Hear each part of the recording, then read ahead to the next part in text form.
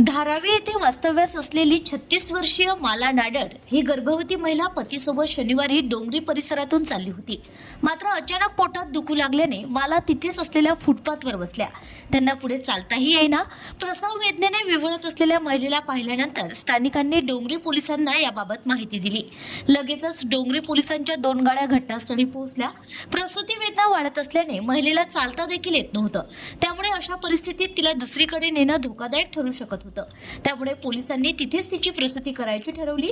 Police constable Khadse यांनी चादर तसेच इतर वस्त्रांची व्यवस्था करत महिलेच्या चारही बाजूला आडोसा तयार करून तिची प्रसूती करण्यात आली. महिला कॉन्स्टेबलने देखील महिलेला मानसिक आधार देत मदत केली. महिलेची प्रसूती झाल्यानंतर बाळाची नाळ कापणं महत्त्वाचं होतं. मात्र हे काम डॉक्टरच करू शकतात. त्यामुळे महिला पोलिसांनी अगदी अलगद बाळाला कपड्यात गुंडाळून व महिलेला गाडीत ठेवलं. तसंच जवळच्या जे रुग्णालयात नेलं तेव्हा डॉक्टरांनीही लगेच बाळाची नाळ कापून बाळाला आईपासून वेगळं केलं. तसंच डॉक्टरांनी महिलेवर उपचार सुरू केले आहेत. Bureau report RCN news.